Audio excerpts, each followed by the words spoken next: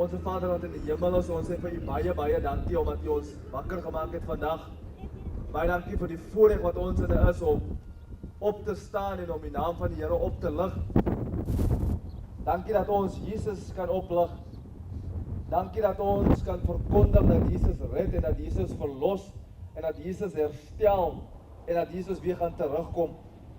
Vader, ons bid dat u met ons sal ontmoet in die oggend, dat u ons lewens sal aanraak, dat u ons sal leer wat u wil en plan vir ons huisgesinne en vir ons as families is.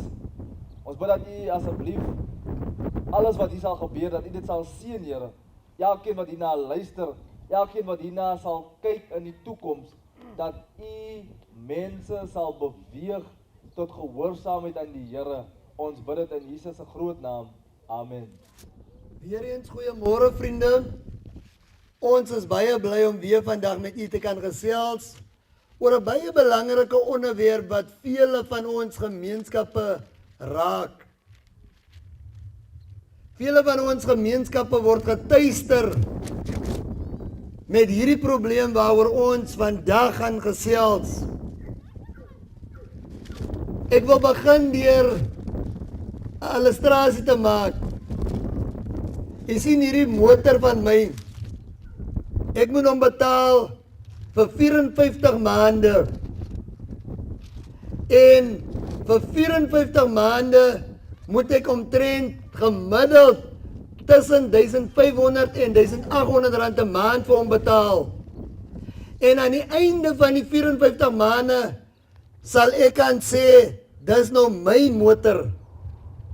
Maar gestel, na 54 maande vat ek hierdie motor en ek sit dit in die hande van iemand anders en ek sê vir hom, my vriend, gebruik hierdie motor vir 'n jaar lank, dan sal ek dit weer by jou haal. Gebruik dit tot voordeel van jou. En die persoon vat die kar en ek stap weg.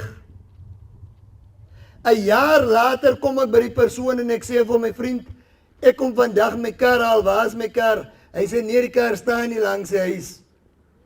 Ek sien my kar se ligte is stikken.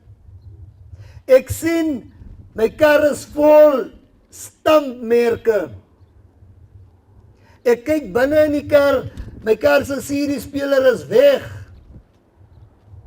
Ek vra vir hom, waar is my sleutel, dat ek my kar uittrek? Hy sê, my vriend, die kar moet gestoot word voor jy hom nou kan ry. Hy wil nie start nie.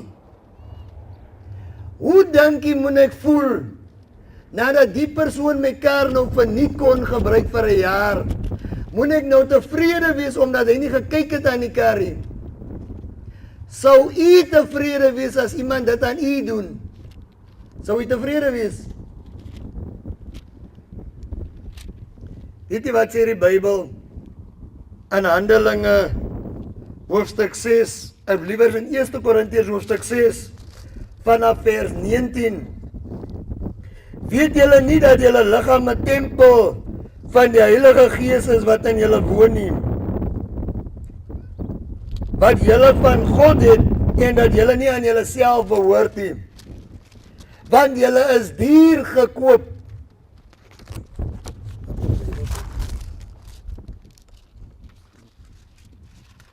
Weet julle nie dat julle liggaam 'n tempel van God is? Dat julle nie aan julleself behoort nie. Julle is duur gekoop deur die kosbare bloed van die lam. Net soos wat ek my motor toevertrou aan 'n ander persoon om te versorg en te kyk na, want dit is myne, so het God hierdie liggaam aan my en u toevertrou om te versorg, maar dit is sy liggaam. Maar weet jy wat doen vele van ons vriende in vele gemeenskappe? Ons vergooi hierdie liggaam met alkohol en dwelms. En ons gaan vanoggend praat oor die waarheid omtrent alkohol en dwelms. Het jy opgelet, is interessant dat die wind vanoggend sterk waai. Al die oggende was die lug stil, daar was geen wind nie. Vanoggend waai wind sterk en dit is presies soos alkohol en dwelms woed in ons huise. Ons wou nie graag hê dat die wind moet waai vandag nie, want dit beïnvloed 'n bietjie ons opname. Net so wil ons nie hê dat die wind van hierdie probleme in ons huise moet waai nie. Hoekom nie? Jy sien die eerste probleem met alkohol en dwelms, dit benadeel, dit beïnvloed jou gesondheid in 'n slegte manier. Mense kry maagseer, mense kry floutes, blackouts, mense kry kloontjies, mense verouder, mense se oë raak goudgeel, mense se lippe raak pink, mense se gesondheid gaan agteruit. Sommige kry lewersiekte. 'n Vriend wat saam met my gewerk het op 'n jong ouderdom gesterf want hy het die wyn geprys. Dit het sy lewe gekos op die ouderdom van 39 jaar.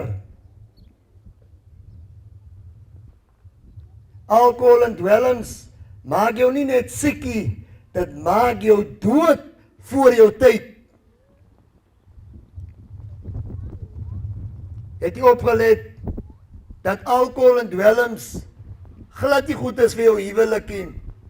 Want as jy uit die werk uitkom, dan gaan jy nie reg uit huis toe nie. Jy gaan eers daar by die smokkelhuis om van jou pay waarvoor jy nog werk te teken dat jy vir die man Vrydag sal kom betaal. Jy het nog nie eens gewerk daarvoor nie. Jy het nog nie gedink aan jou kinders en aan jou huwelik en aan jou huisie, maar jy gaan al klaar die vrou kwaad maak deur die geld te gaan uitteken vir drank of vir dwelms. Binne in jou huwelik sit jy met twis as gevolg van alkohol en dwelmmisbruik. Wanneer ons van alkohol praat, dan praat ons van sterk drank en van wyn en van biere. Alles wat dronk maak is nie goed vir jou nie. En dwelms is alles wat jou gerook maak of deur mekaar of bedwelmd maak.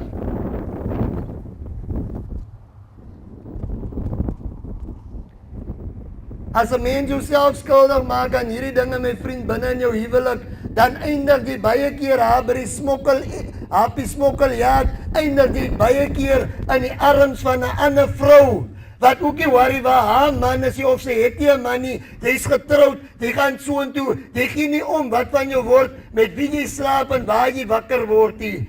Huweliksprobleme is 'n uitvloeisel van alkohol en dwelmmisbruik, my vriende.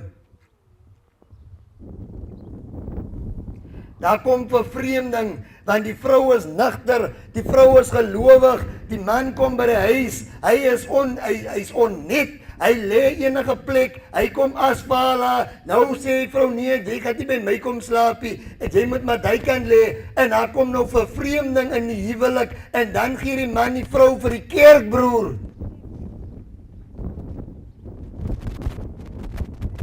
Het jy opgelet, as een in die huis 'n drinker is, as een in die huis 'n dwelmverslaafde is, as dit nooit sy fout in die huwelikie, is altyd die ene wat by die huis bly se fout.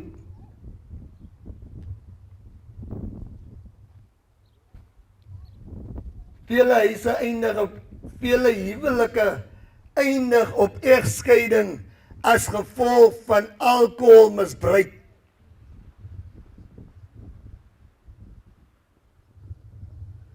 Jy is nooit nugter om liefde aan jou maat te betoon nie.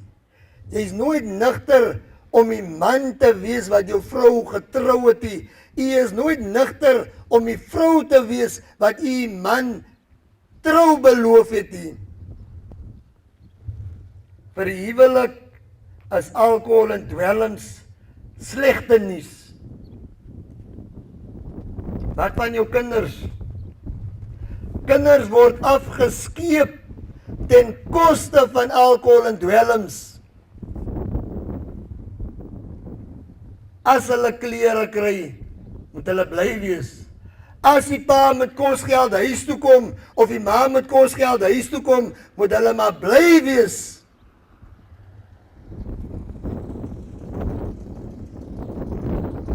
Soms spandeer jy wat nou die verslaafde is, geen tyd met hy kinders. Jy stel nie belang of hulle vorder in die skool nie. Jy stel nie belang dat hulle geslaag of gedryf nie.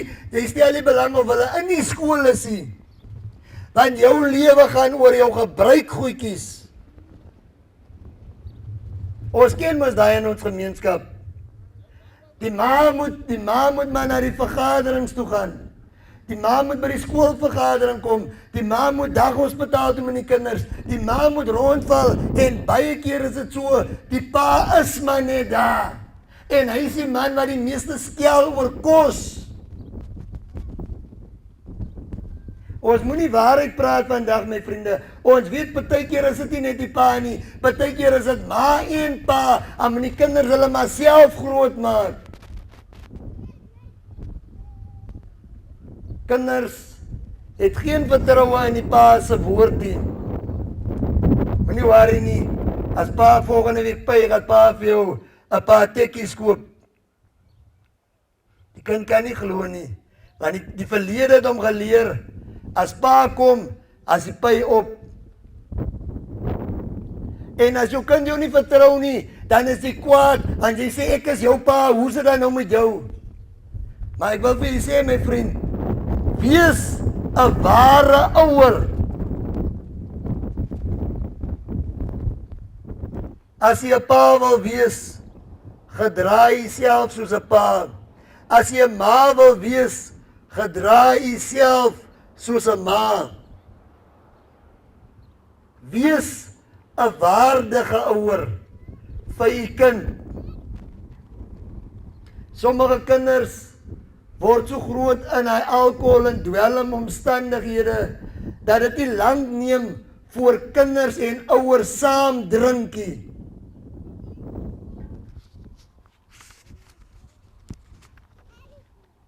Die pa sê vir die kind skink. Die ma sê vir die kind steek aan 'n eentjie raar vir my. Het jy vir my 'n vuurtjie raar? Waar is die bottelkop? My kind, nie hy's agter die huis pa, nou gaan haal hom man, ek het hier vir ons gestop. My vriende, dis die werklikhede in ons samelewing. Ouers en kinders het geen respek wanneer hierdie ewel in ons huise kom nie. Wat doen alkohol en dwelm aan jou familie?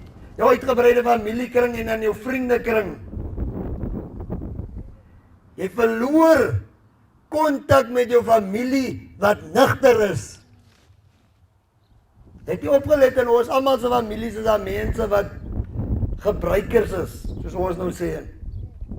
As ons 'n familiebegrafnis het, as al die kerkmense in die huis en al die gebruikers is agter die huis. En hulle is net die swart skape en hulle bejammer net hulle self en niemand gee vir hulle om nie. En hulle is die mense wat eers huil en gesangetjies sing as hulle van agter die huis kom.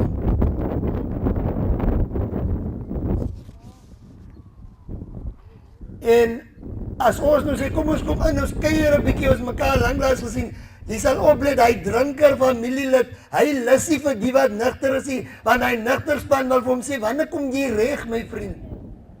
Hulle het nie lus vir hy praatjies nie. Jy verloor kontak met jou uitgebreide familie en jy verstoot jou vriende wat vir jou wil reg help.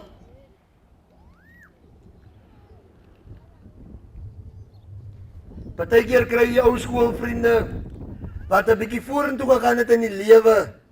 Dan sê jy hy wil hom nou verbeel. Is nie dat hy hom verbeel nie, hy's nugter.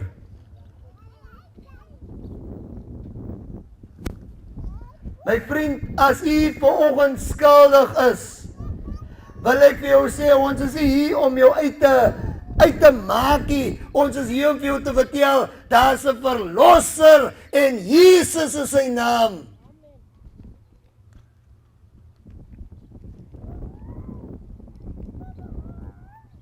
Het u geweet, alkohol en dwelms beïnvloed jou werk? Daar is moontlik mense in die gemeenskap wat werkloos is, omdat hy hom uit sy werk gedrink het.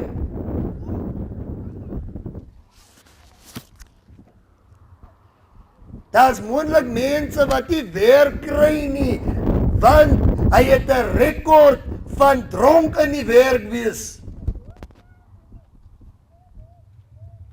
Alkohol en dwelms maak dat jy na naweek of na week, maandag of die volgende dag uit die werk uit bly. Alkohol en dwelmmisbruik maak dat jy nie soveel by die werk doen soos die ander mense wat nigter is nie. Jou produksie is baie laag en die werkers en die baas het 'n probleem saam met jou en wanneer hulle jou aanspreek, dan sê jy hulle pik net op jou, maar dis nie die waarheid nie. Jy doen nie wat jy behoort te doen of soveel jy behoort te doen nie. Want jy sien, ons maak verskonings vir die ding wat ons ondergang bewerkstellig.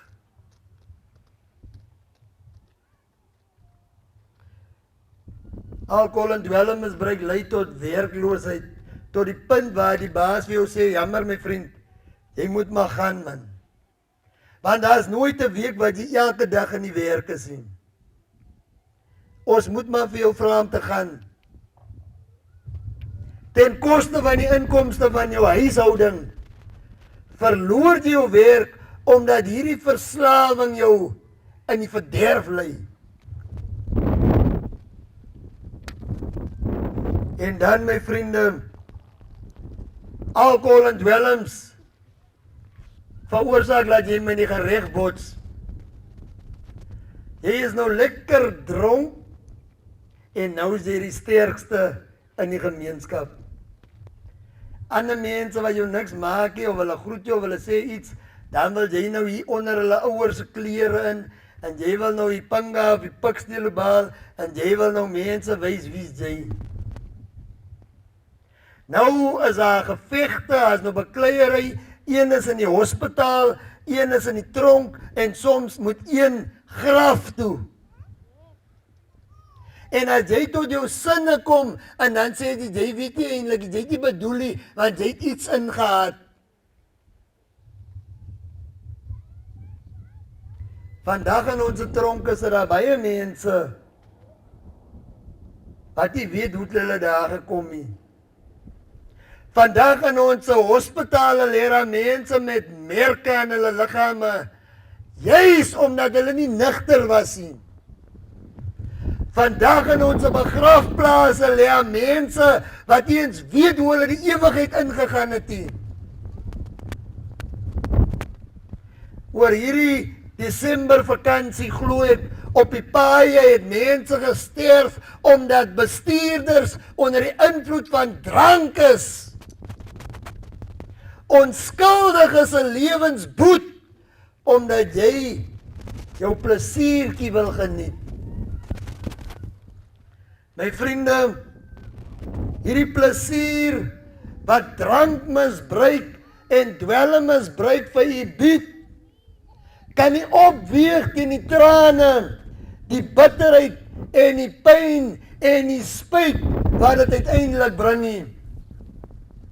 Ek wil vir u sê vandag, ons sê die hele tyd, selfs met ons probleem met dwelms, selfs met ons uitdaging met alkohol, sê die woord van die Here, ek is tot alles in staat.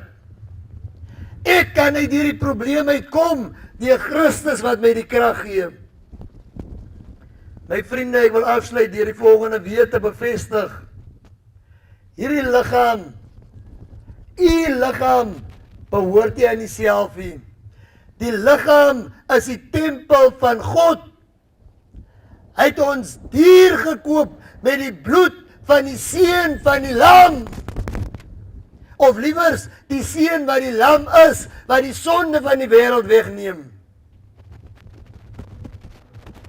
Hy het ons dier gekoop, my vriende. Ek en u sal moet antwoord gee wat ons met hierdie liggaam aanvang. God gee om vir ons. Hy het dood gegaan vir ons. Hy het sy seun gegee sodat ons lewe kan hê.